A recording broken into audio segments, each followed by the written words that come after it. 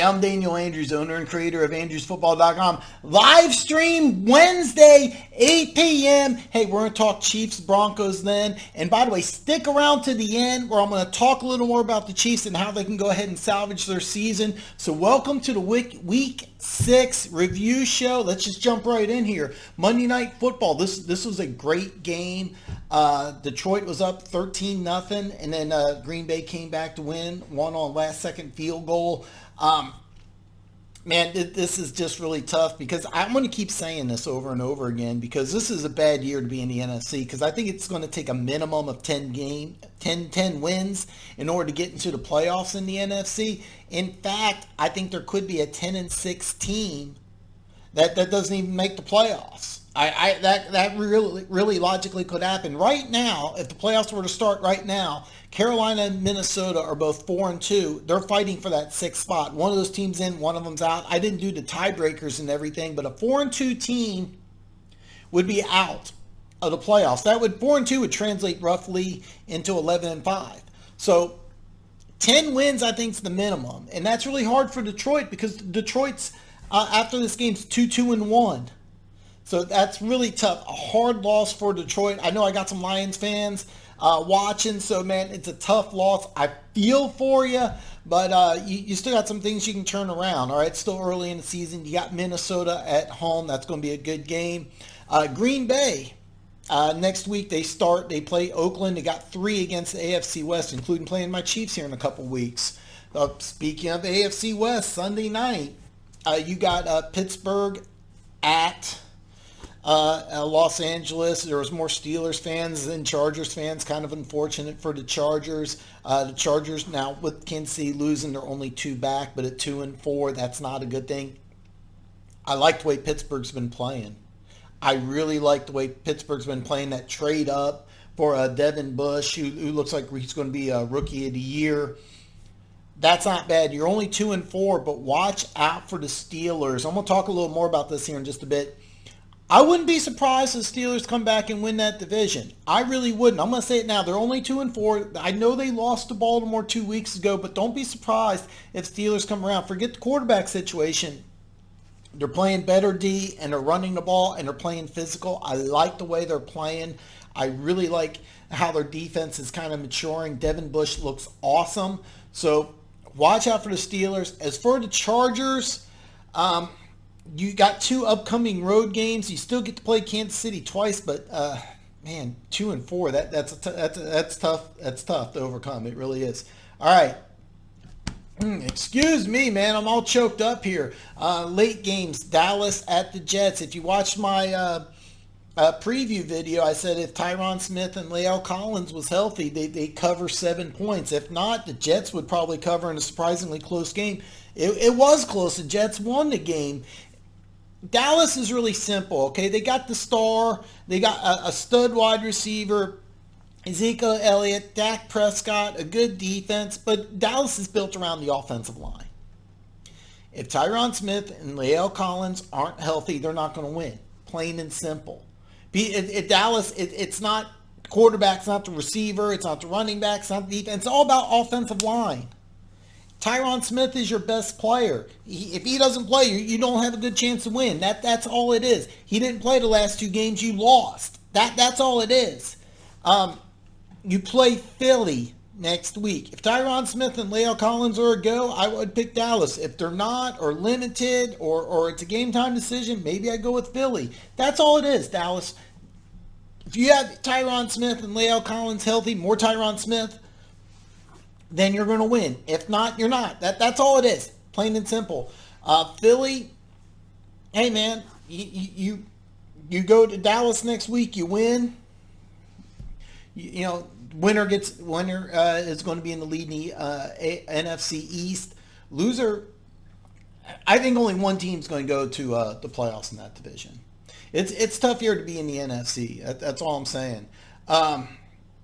And then the Jets, let's give them some credit, all right? They win their first game. Darnold comes back from mono. I had mono in high school. I've been watching football a long time. I've never heard of an NFL player catching mono before, but he comes back. And the Jets are going to be more competitive, but they're 1-4. They're not going to the playoffs this year. But I will say this: out of the 2017 draft, I thought Darnold was the best quarterback, hands down.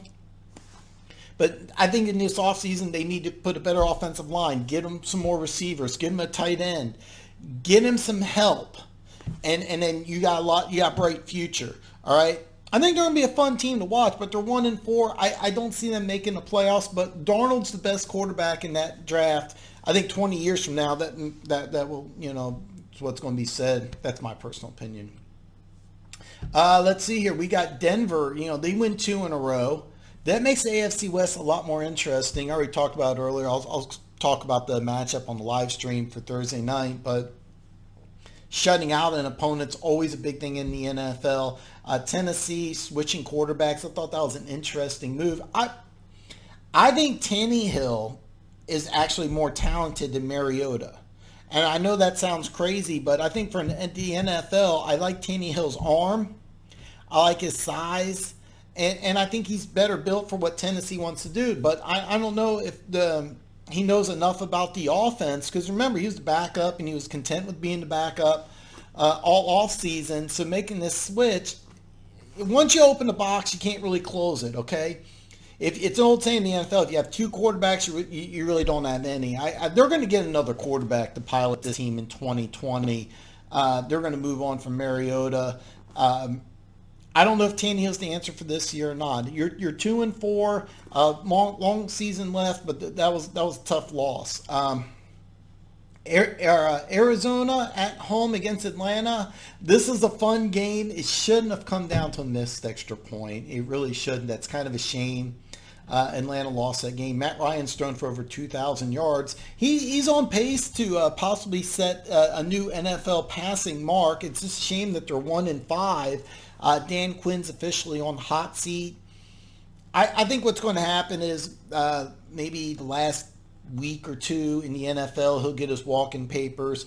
I think what's more of an interesting situation with Atlanta is, do they let go of Dimitroff, who I thought really mismanaged this offseason completely. So anyway, it's a different topic for a different day. I made a video talking about the Falcons. Apparently I got some Falcons followers. It's a shame because Matt Ryan has a chance to set some all-time passing records this season if he continues, but you're 1-5. So, and Arizona, they win 2 straight. Now, I'm not buying into Arizona. I'm going to be very clear. I'm not buying into what they're doing at all. Okay?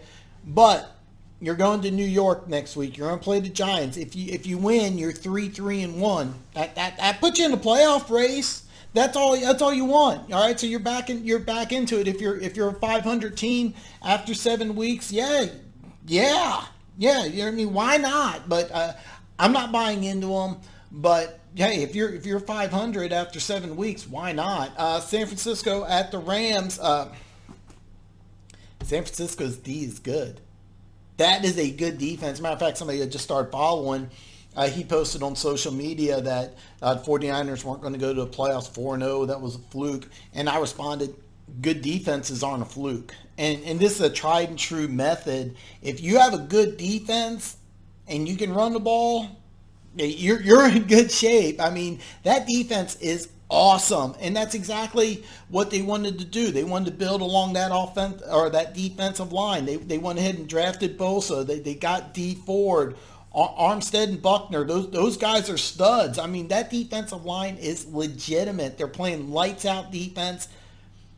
That's not a fluke. That's a good team, and that's the reason why they're 5-0. The Rams, they traveled to Atlanta. They're 3-3. And like I said in the beginning, you got to win at least 10 games. So being 3-3, that's not good. The Rams got to get turned around. Cincinnati at Baltimore. And I'm going to keep saying this also. Baltimore's making a huge mistake having Lamar Jackson run as much as he is. And I understand somebody won a fantasy football matchup with Lamar Jackson. I get that. This is a huge mistake. If you have your quarterback run this much, this is not a blueprint to win. This has been consistent. You can win a playoff game. You're not going to win a Super Bowl, and you can't do this consistently. This is a bad move. I know they're 4-2. I know they're 2 games up. Or is it? Well, yeah, no, they're 2 games up. in the North. If they don't win the North, this is why. They should have him throwing the ball, handing the ball off, and not being a running back. It's a bad move. I'm going to say it. You won at home against a winless Bengals team by 6 points. That's not good. All right, they need to change that offense and change it fast before he gets hurt. Cincinnati, remember they drafted Jonah Williams to play left tackle. He ended up getting hurt. He's out for the year. Kind of a microcosm of their season. They're going to win a game, and they're going to win a game soon, but they're really trying to rebuild for 2020 and beyond. Let's talk. Let's see here. Saints and Jaguars. I told you about this one. I love the Saints defense. You got 2 weeks and then a bye. Breeze comes back. I think with or without Breeze, they're the best team in the NFC. I love the way the defense is playing. Defense is playing lights out. Jacksonville, people are thinking Minshew Magic's over. So, and not really, because here's our next 2 games. They got Cincinnati at home. Then they got the Jets. If they go 4-4, all right? If they go 4-4, 2 straight wins, Minshew Magic, the people start talking about it. Bottom line, Jacksonville's about 500 team. They're not a playoff team. But I like Minshew, and I hope they stick with him. It'll be real interesting to see what they do in the offseason. But to me, the bigger story is the Saints. I think they're the best team in the NFC. They may not lose another game. That's right. They may go 15-1. I love the defense. Philly at Minnesota. Minnesota at home. They're awesome at home. Now, they go to Detroit next week, and that's going to be very interesting because in order for Minnesota to be a playoff team, they got to win on the road.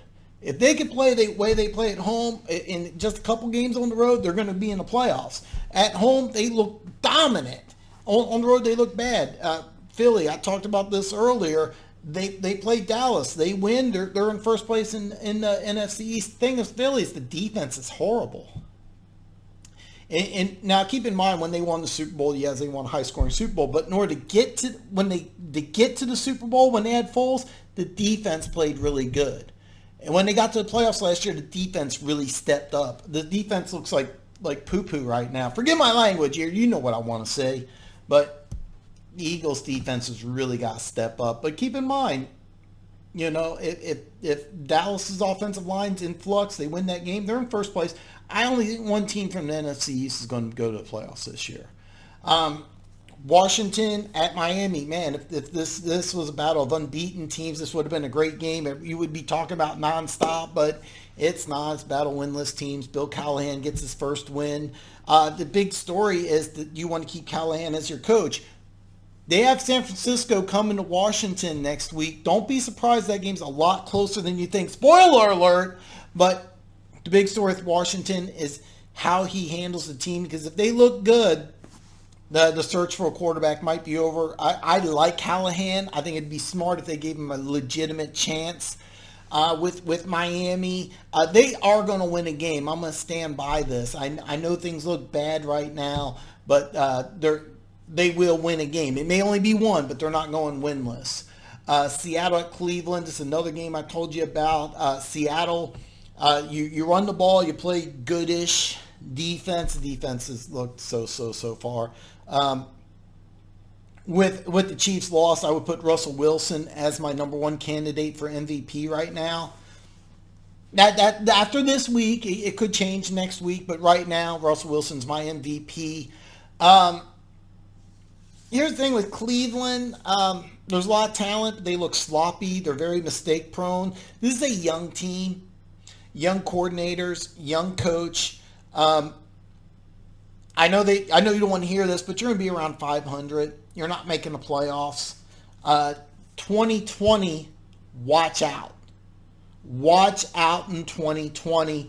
This year they're going to be an entertaining team. They're going to be fun to watch. I just don't think they're a playoff team. And I've been saying that. So it shouldn't be a surprise. Just keep following me more often. Their early game, Tampa Bay in London against Carolina. Carolina wins 4 straight. They have a bye. And the whole Cam Newton thing is really going to be kind of a story, and how hopefully if Cam Newton's smart, he handles this, goes to being a backup and handles that so he can be a starter for another team in 2020. Kyle Allen's done a fantastic job. This is kind of a fun game because Winston threw for 400 yards, had a bad game. McCaffrey ran for 31 yards and got a win. If you had told me McCaffrey's only going to get 31 yards on the ground, I'm like, ooh, wow, Tampa Bay wins. So it's kind of a weird, great game to watch, fun game. The one thing I took away, though, is that I like the way Winston played. And people are going to go, whoa, he had a horrible game, like 5 interceptions. Yeah, I get that, but the offensive line is garbage. They need to fix that in the offseason. I do like the way the defense is playing. There's a lot of positives with Tampa Bay. And unlike Mariota, Winston's showing me that he can be a franchise quarterback going forward. With Carolina, it's going to be really interesting if they bring Cam back. I don't think they should, but it'll be interesting what they do. And then the Thursday game, New England won. The defense scored a touchdown. The special team scored another touchdown. I mean, it's just ridiculous. 6 wins, 48 points, the best defense in football, plus you have Tom Brady. I think New England Patriots are the best team in football, plain and simple. Their defense is playing lights out. Special teams is scoring touchdowns. And then you got Tom Brady. This is how you build a team. Great defense, Hall of Fame quarterback. It's simple. Everybody can do it. With the Giants, you got rookie quarterback. Remember, Eli Manning was your rookie quarterback, and he became a starter. He didn't win a single game.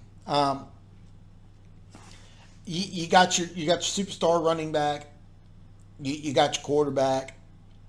You're just not going to win much, but you're going to look entertaining. So Giants fans, it'll be interesting to see what you do, simply because you had 3 first-round picks. You have a good young quarterback. Barkley, I'm unsure if he's going to play next week. You have a bright future. It'll just be they're a team that's looking towards 2020. So it'll be real interesting to see what happens.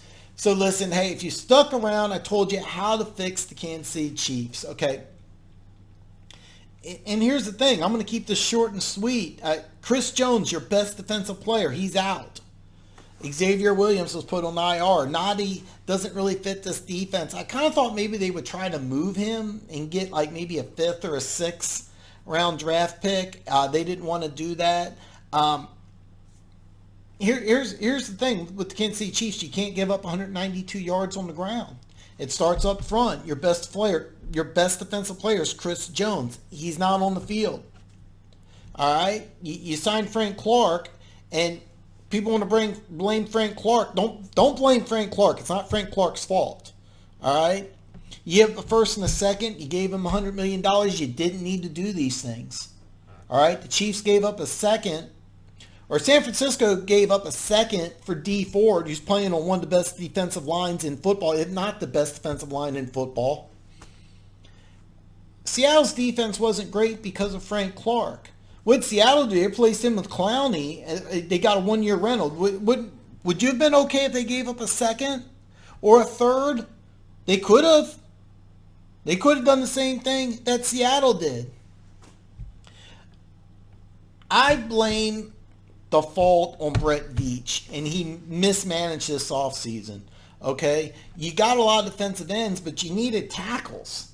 All right? You need defensive tackles. You had one, and now he's injured, and he first he held out, now he's injured, and he's not going to come back. Why? If I'm Chris Jones, I'm laughing. Me and my agent were laughing all the way to the bank because their Chiefs are lost without Chris Jones. So here's how you fix it. Okay? You signed Terrell McClain, who's supposed to be a run stuffer. He didn't play. You got to get him up to speed. I'll be interested to see if he plays this week or not. Okay? Chris Jones, whenever he comes back, that's going to fix a lot of your problems. But here's the thing. The Chiefs are running an air raid offense. It's fun. It's exciting. But there's only been one NFL team, and that's the 99 Rams, that won a Super Bowl by throwing the ball around and not having a very good defense. And their defense was significantly better than this one. So just keep that in mind. But bottom line, it's plain and simple. That defensive line's got to get better. And they got a lot of defensive ends. They didn't get any defensive tackles. They had Kalen Sanders, the third round rookie. He's not ready. He didn't look that good. I saw his number. I don't know if he made a single play. So that's what it is. So, hey, listen, if you're a subscriber to Andrew's Football, you already know you're one of the greatest people on planet Earth. All your wildest dreams are going to come true. Live stream Wednesday, 8 p.m. We'll talk Chiefs, Broncos, and whatever else you want to talk to. So, hey, have a great week. I'll see you Wednesday night at 8.